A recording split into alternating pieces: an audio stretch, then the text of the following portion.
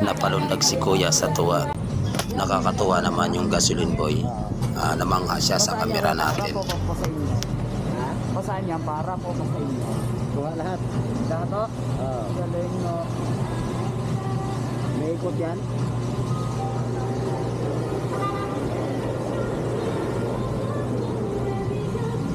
Yan ba? Ayan o. Tayo dito ng isang unit. Oo nga no, kaya galing no. At pinakitaan ko si kuya ng video dahil nakuha ang lahat ng paligid. Para saan yan niya? Para saan? Ano? Para saan yan? Nakarecord yan? Nagtanong pa si kuya kung para saan daw yung camera.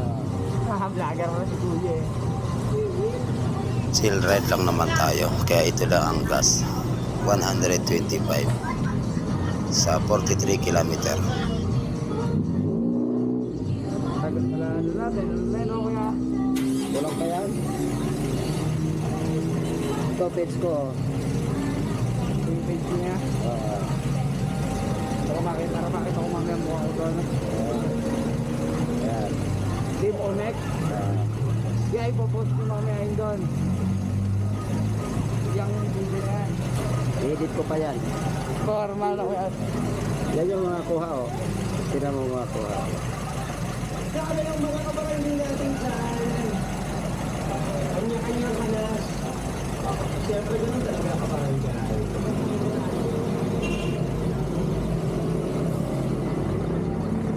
Oh, John.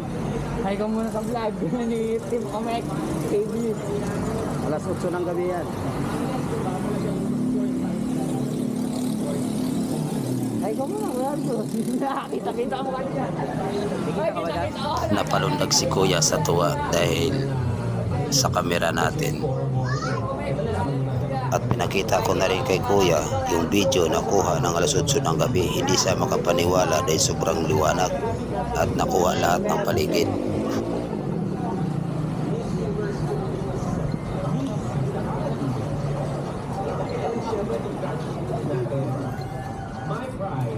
Thank you.